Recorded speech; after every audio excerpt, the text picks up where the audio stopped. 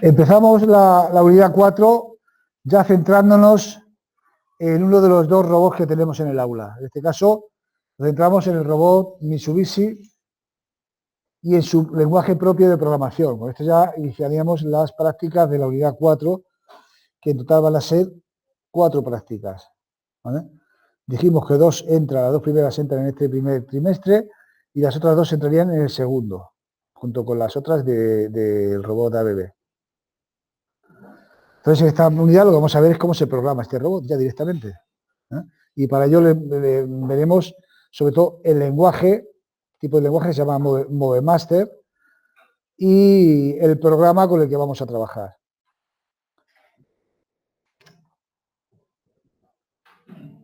Veamos primero las instrucciones del lenguaje. Es un lenguaje se llama de bajo nivel, lenguaje orientado al movimiento, ¿eh? Entonces son instrucciones muy escuetas, muy básicas, muy elementales, y como tal, pues es difícil su programación, es menos intuitiva, ¿eh? Entonces es un amplio catálogo de instrucciones.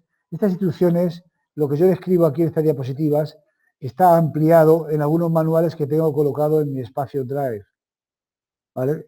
Donde robótica industrial del lenguaje MoveMaster hay un documento más corto y hay un documento mucho más extenso con ejemplos y demás. Entonces aquí voy a mostrar un catálogo de todas estas instrucciones que no es necesario sabérselas todas, sino aquellas que vamos a utilizar en nuestras prácticas. De hecho, no voy a hacer exámenes de esto, ¿eh? Simplemente tenéis que hacer las prácticas. Pero bueno, os familiarizaréis con el uso a medida que vayamos avanzando. Pero bueno, sí que tengo que exponerlas todas, al menos las más esenciales, y sobre todo más que exponerlas, agruparlas según criterios. Por ejemplo, instrucciones de posicionamiento o movimiento. Aquí están las instrucciones para posicionar y mover el robot. Las instrucciones del propio lenguaje no tienen que ver con algo de lo que habéis utilizado ahí. Tiene que ver con algo de lo que habéis utilizado ahí en la práctica 3.1, pero tienen algunos matices diferenciadores con respecto al programa, porque nosotros cuando vayamos a hacer el programa vamos a entrar en un entorno que va a ser parecido a un bloc de notas donde escribiremos un texto y ahí pondremos nuestro programa. Ya veremos cuál es la sintaxis y cómo hay que programar y cómo hay que utilizar ese entorno de programación.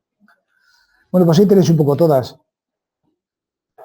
dp decrementa una posición, dw desplazamiento en x y z, HE define la posición actual con un número para definir una posición, fijar la posición de referencia del sistema de coordenadas cartesianas, incrementa una posición, MA mueve a la posición suma de otras dos, MC mueve entre dos posiciones pasando por las intermedias, aquí ya nos estamos acercando a lo que más vamos a usar realmente, MC mueve entre dos posiciones pasando por las intermedias, ya veremos luego un poquito más adelante lo que es eso, MJ mueve cada articulación en unos ángulos especificados. Esta no la vamos a usar porque es poco útil. Es decir, es desde aquí mover las articulaciones, mover el eje tal, tantos grados y tal. MO es la que más vamos a usar. MO es el análogo de la que poníais ahí en el Teach Voice, Move. MO, de Move. Mueve a una posición específica. Es decir, ahí moveremos a un número de posición. La instrucción esta es fácil porque es MO y número. Y se puede acompañar de a cerrar pinza o abrir pinza. MP mueve a una posición de coordenadas y ángulos especificados. Mueve desde la posición actual hasta otras pasando por intervalos lineales. También. Y mueve en dirección de la herramienta a una distancia determinada. Ahí es para desplazar según está orientada la herramienta en una distancia en esa dirección. Nosotros de todas estas, desde luego, la que más vamos a utilizar es MO. Y en alguna ocasión a lo mejor MC, ¿vale? Las demás, pues apenas no las vamos a utilizar en estos programas. Pero que sepáis que están todas estas ahí.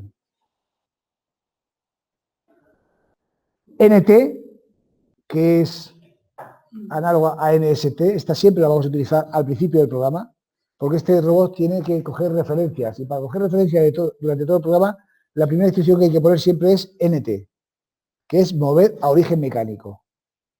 De la misma forma que hacíamos ahí NST, Pues aquí es NT y es la primera excepción o por obligación en todos nuestros programas. O G sería llevar al origen de movimientos por articulación, al origen a esa posición de todas las articulaciones en 0 grados.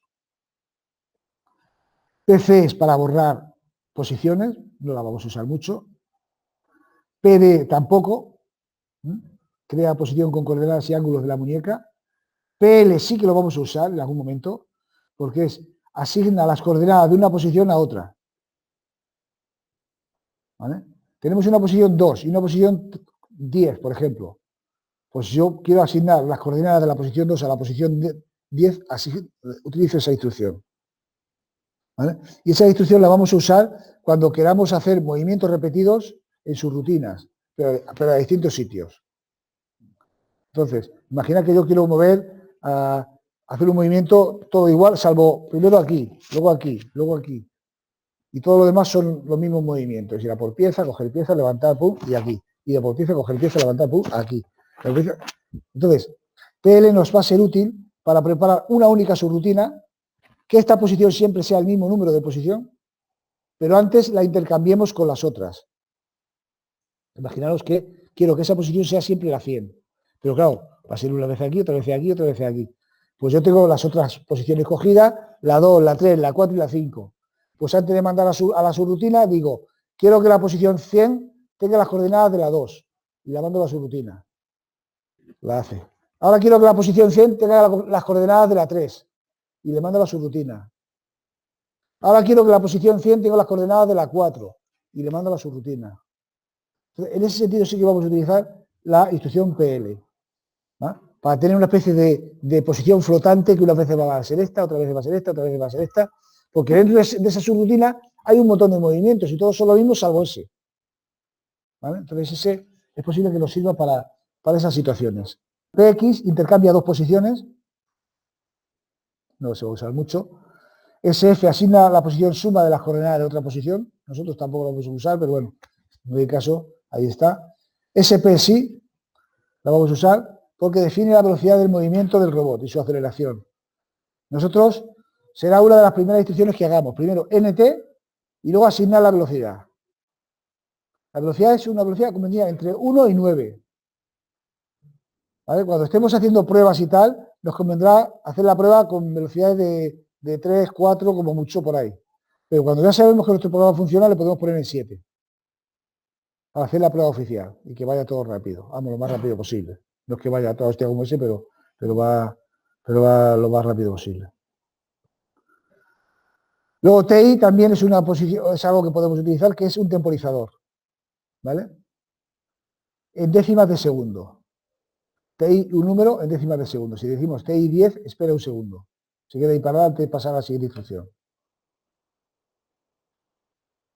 TL sirve para cuando tuviéramos que cambiar de herramienta. Nosotros no lo vamos a cambiar. Es para cambiar la distancia entre la cara del montaje de la mano y su extremo. Entre la muñeca y el extremo de la muñeca. Entonces, bueno, esa no la vamos a tocar. Instrucciones de paleta y contadores. Esto de paleta se refiere a paletizado, instrucciones de paletizado. Nosotros cuando lo hagamos con ese robot vamos a tener que haciendo sumas y tal, para fila y columna. Pero aquí tiene una serie de instrucciones específicas para poner piezas en palet. En palet me refiero que puede ser en filas y en columnas. En lugar de si tenemos, por ejemplo, un palet de 20 por 20, pues son 400 posiciones. No vamos a grabar las 400 posiciones. ¿Vale? Ahí tiene una serie de instrucciones, de manera que grabando las esquinas, de algún modo, y luego diciéndolo, quiero la posición 15,10, 15, 10. Quiero la posición 12, 11, 12, 11. ¿Vale? Son instrucciones específicas para paletizado. Y son las siguientes. Son dos. PA se define la paleta en columnas y filas. Y PT, que calcula la posición dentro de una rejilla y le asigna al número de la paleta. ¿Vale? Eso ya lo veremos cómo se hace. De momento no quiero especificar mucho más. Esas son las dos instrucciones para paletizado. PA para asignar y PT para calcular una posición de la paleta. En función de un contador, de otro contador y tal, ¿vale? En función de una serie de cosas. Cuando diga PT 7, Es que quiero que calcule la posición que yo he querido asignar a la paleta, dentro de la paleta 7. Hay posibilidad de hacer 9 palets diferentes. Un palet de 4×7, un palet de 100×10, otro palet de tal, hasta 7, ¿vale? O hasta 9, creo que hasta 9. ¿Vale?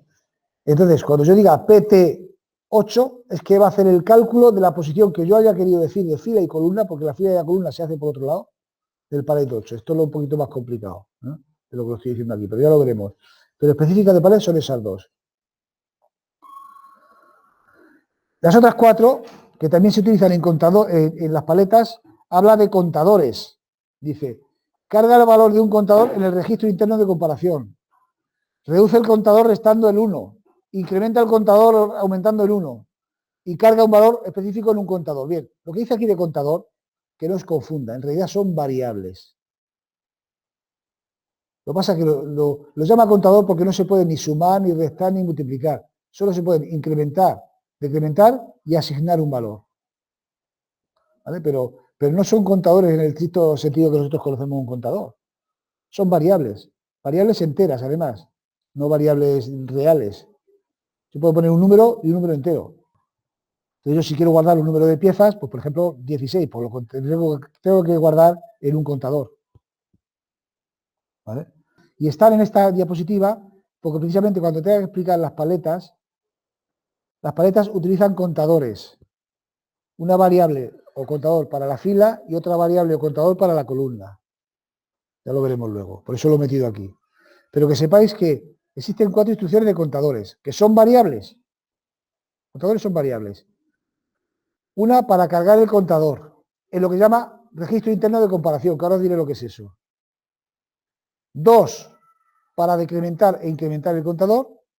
Y otra más para asignarle un valor. Yo quiero que este contador o esta variable valga 10. Set contador a 10.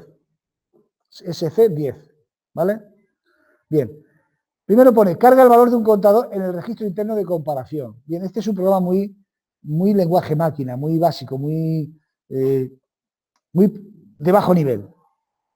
¿Vale? Entonces, solo opera con lo que tiene más cerca de él, que es el registro de comparación. Hay cosas, hay entradas, hay salidas, hay contadores, hay tal. Pero el programa solo ve lo que tiene delante de sus narices, que es un registro de comparación. Cualquier cosa que yo quiera hacer, tengo que cargarla previamente a ese registro. Cualquier cosa. Quiero leer una entrada, tengo que cargar la entrada en el registro de comparación. ¿Vale? Quiero leer una variable, tengo que coger el contador y cargarlo. No puedo decir, ve a ver lo que hay en el contador 1, no. Tengo que coger el contador 1, cargarlo en el registro de comparación y entonces ya ahí hacer lo que sea. Entonces, ese es el registro interno de comparación.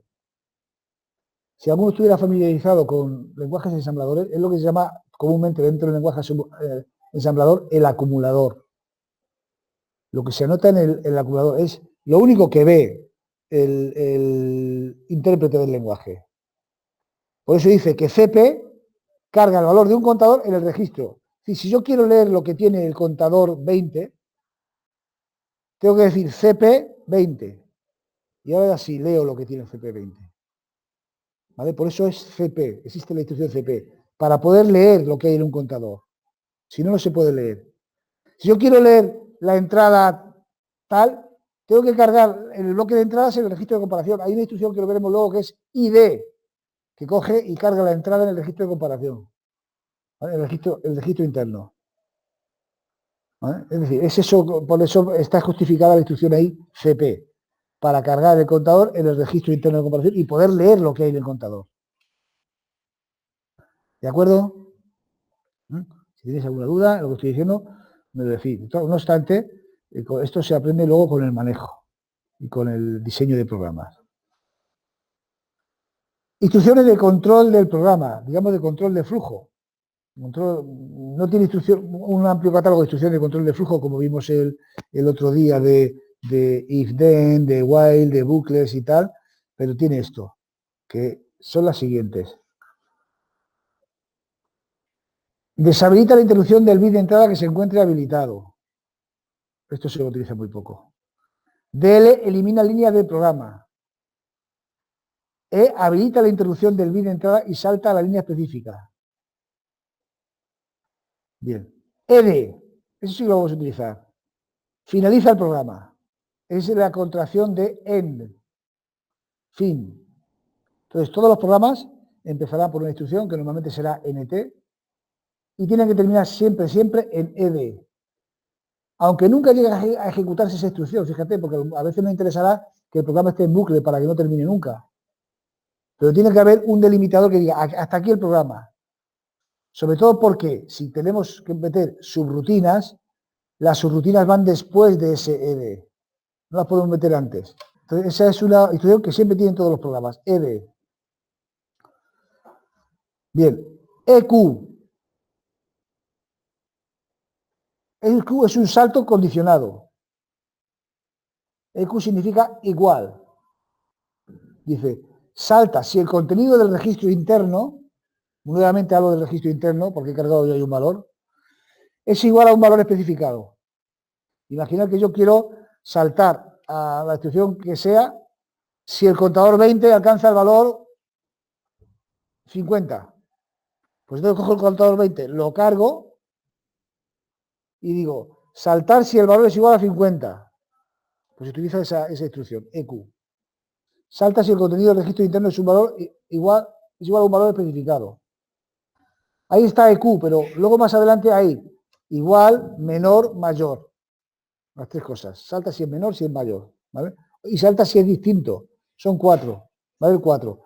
Salta si es igual, salta si es menor, salta si es mayor y salta si es distinto.